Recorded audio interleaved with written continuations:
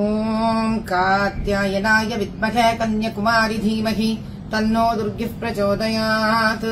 స్వాహా. ఇక రాజమౌళి గారు, మీరేదో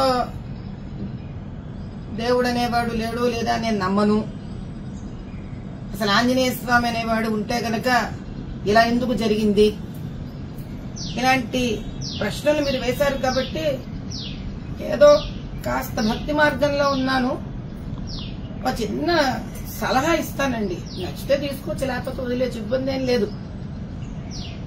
మీరు ఇదివరకు ఇంటర్వ్యూ ఇచ్చారు, మీకు గుర్తుందో లేదో కానీ ప్రజలు కదండి, అందులో ఇది సోషల్ మీడియా ప్రపంచం, ఇక్కడ మనం ఏం చెప్పినా అలా చుగుద్దినట్టు మిగిలిపోతుంటుంది. మీరు ఒకసారి అన్నారు, శ్రీకృష్ణుడు 16,000 మంది మంచి గర్ల్ ఫ్రెండ్స్ ఉన్నారు ఆయనకి, మంచి కమర్షియల్ హీరో, అందుకే నాకు బాగా నచ్చుతాడు ఆయన, మంచి స్టోరీకి దిట్టంగా ఉంటాడు హీరోలాగా. రామచంద్రుడు భలే బోరింగ్, ఎంతసేపు ఒక ఆడ మనిషితోనే ఉంటాడు, పైగా ఏమీ పలకడు, అమ్మా నాన్న మాట వింటాడు, అందుకే నాకు పెద్దగా ఇష్టం ఉండదు, ఆయన కమర్షియల్ హీరో కాదు అన్నారు. ఒకసారి ఆలోచిద్దామండి. కృష్ణుడి నుంచి తీసుకోవాల్సింది భగవద్గీతలో కొన్ని ఉన్నాయి.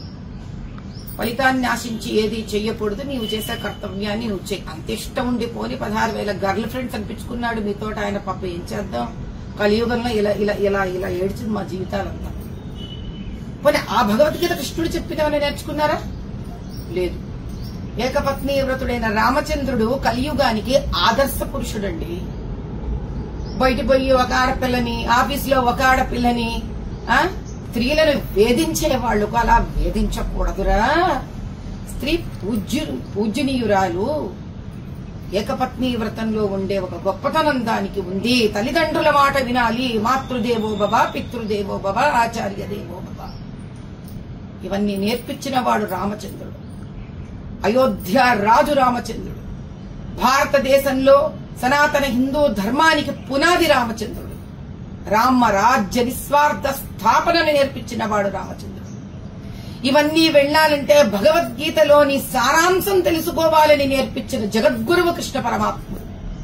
ఈ ఇద్దరినీ మీరు అవహేళన చేసినా ఆ భగవంతుళ్ళిద్దరూ మీపై కోపం తెచ్చుకోలేదు. సమయం వచ్చినప్పుడు వాళ్ల భక్తుడు, వాళ్లను గురువుగా దైవంగా ఆరాధించే ఆంజనేయ స్వామి మీకు చక్కటి గుణపాఠం నేర్పించడానికి వస్తున్నారు. కలిగితే డబ్బిచ్చిన దేవుడిని మీరు విస్మరించి ఆ దేవుడిని అడ్డం పెట్టుకొని చేసే వ్యాపారాన్ని గౌరవించకుండా బోరు, ఇష్టం లేదు, ఇలాంటి పదప్రయోగం చేశారు కదా, అందుకు తగిన శాస్తి జవాబు ఆంజనేయ స్వామి ఇస్తాడు. ఎలా పడితే అలా మాట్లాడి సనాతన హిందూ ధర్మానికి మీరేం చేయలేరు. కానీ మిమ్మల్ని పూజించో, మిమ్మల్ని ప్రేమించో, మిమ్మల్ని అభిమానించే భక్తులకి మాత్రం మీరు ఎవరు